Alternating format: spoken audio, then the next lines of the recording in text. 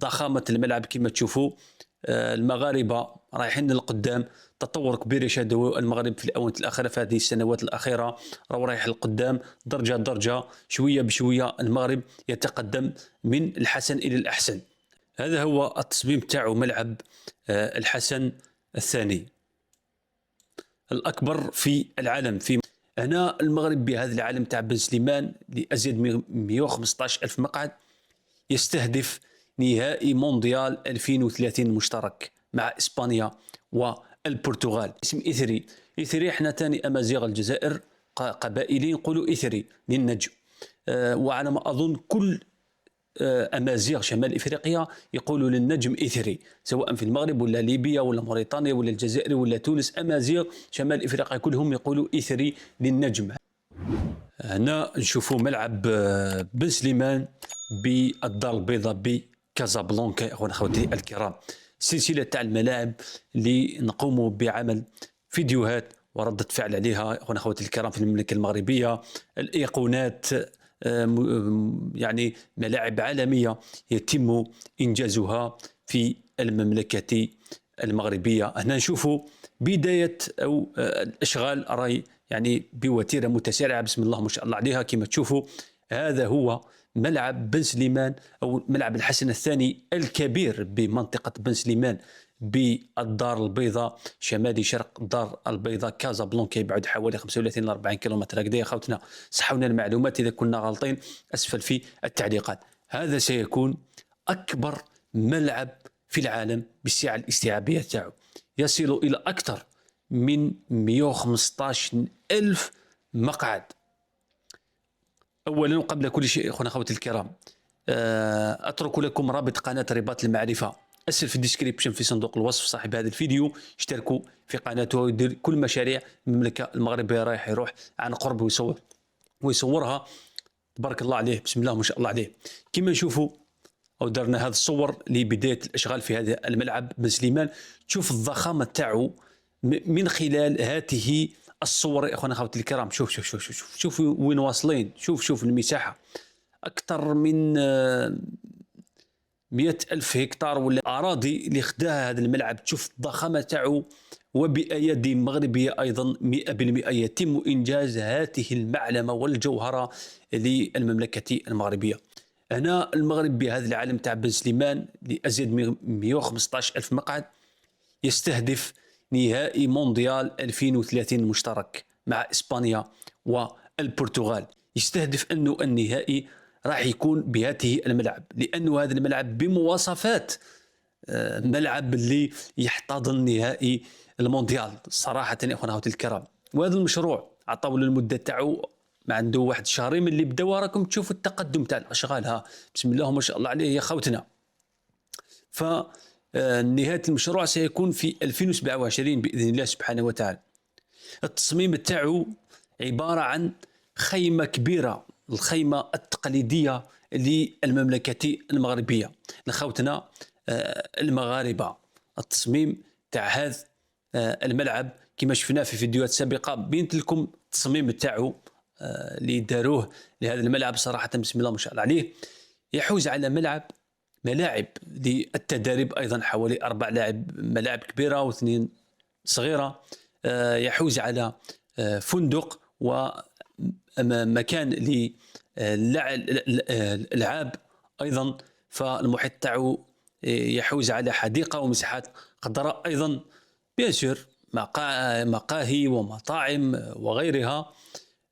والتصميم تاعو سيكون فريد من نوعه، والله صراحة سيكون فريدا من نوعه كما قلنا لكم.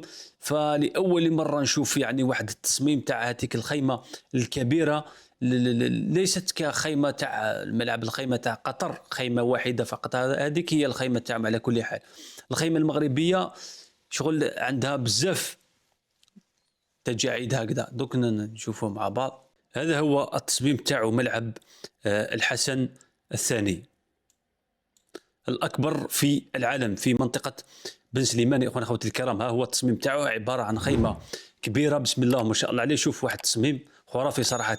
شوف المحيط تاعو شحال الضخامة تاعو، كبير وكبير جدا، يتسع على هكتارات آلاف الهكتارات. إخواننا أخواتي الكرام، صراحة هذا مشروع ضخم للمملكة المغربية، وبالتالي هذا المغرب يستهدف نهائي المونديال. وهذا المشروع داروا له أنه 2027 راح يكتمل بإذن الله سبحانه وتعالى.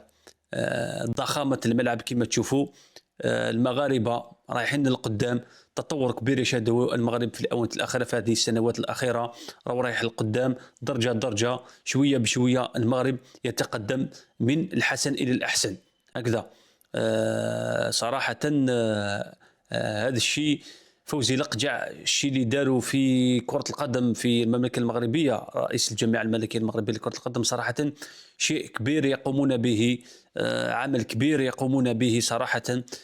فعندهم نظرة مستقبلية لكرة القدم المغربية، سواء منتخبات على كل الفئات، رجال ولا نسوية، أو على كما نقول الأندية المغربية أيضا، وبهذه المرافق والمنشآت الرياضية اللي راح تزيد تجيب تستقطب أيضا حتى السياح كي يجوا يروحوا يشوفوا هذه المعالم، تولي معالم كبيرة في مدينة الدار البيضاء، ولا في العاصمة، عاصمة الأنوار الرباط، ولا هذه الملاعب كاع يروحوا يشوفوها. إخواني أخواتي الكرام، هذه هي صراحة، هذه إضافة كبيرة لخوتنا المغاربة باش يدخلوا العملة الصعبة. عندهم نظرة مستقبلية، الواحد عن باله إهدار، مجرد إهدار للأموال أو يرميوا الأموال فقط في هذه المنشآت اللي راي يقوم بها الجامعة الملكية المغربية. ولكن في حقيقة الأمر ليس هذا الشيء، بل المغرب راهو يشوف المستقبل كيفاه تولي المغرب يا أخونا أخواتي الكرام.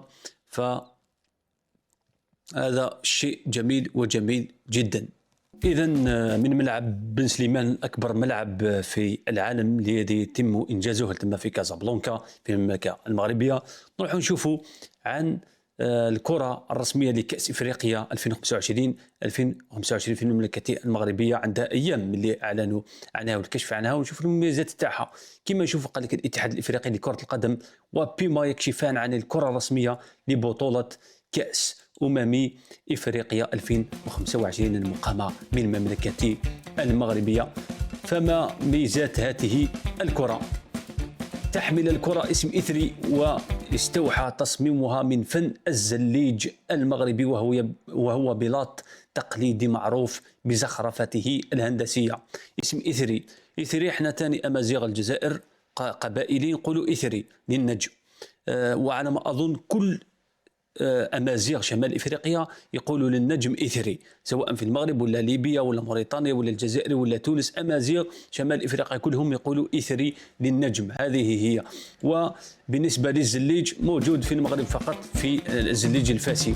تزين الكرة بألوان العلم المغربي الأحمر والأخضر بطبيعة الحال. وبعد اسم إثري تكريما للنجمة الموجودة على العلم المغربي وفق الاتحاد الإفريقي، هكذا قال لهم. باللغة الأمازيغية كلمة إثري تعني نجمة بطبيعة الحال، كما قلت لكم أخواتي الكرام، حتى احنا نقولوا هكذا أمازيغ الجزائر. الكرة تجسد الوحدة والشغف بكرة القدم الإفريقية وفق بيان الاتحاد أيضا.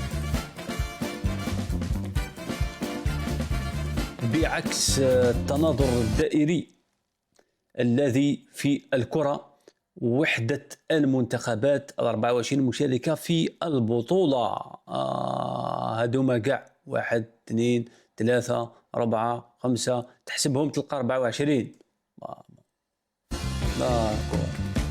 جميل.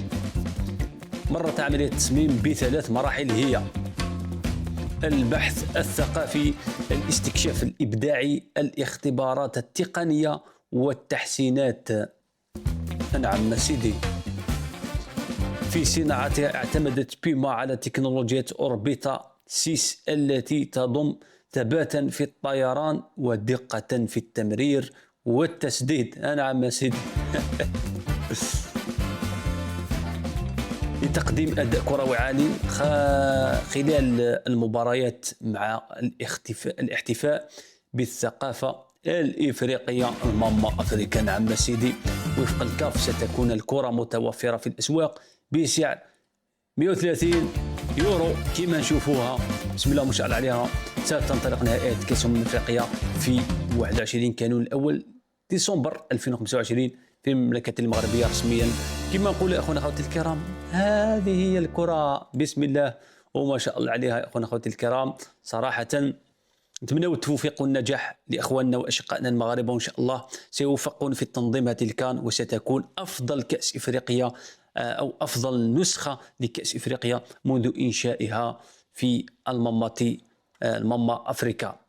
بسم الله ما شاء الله عليهم. الكره هذه كما شفنا مع بعض، شفنا المعلومات عليها، اعلان عن الكره التي ستلعب ويلعب بها المنتخبات في كان، ونشوفها في افتتاح في المباراة الافتتاحية على ملعب مولاي عبد الله بإذن الله سبحانه وتعالى للمنتخب المغربي. نتمنى دوام الصحة والعافية للجميع. نتمنى الفيديو تاعنا نال اعجابكم، كنخفف عليكم، اكتبوا آراءكم اسفل في التعليقات. ما تنساوش في الأخير أنكم تدعمونا باللايك والاشتراك في القناة وتفعيل زر الجرس ليصلكم الفيديو كل جديد نقوم به على هذه القناة. دمتم في هذا الله وحفظه. في فيديو قادم. السلام عليكم.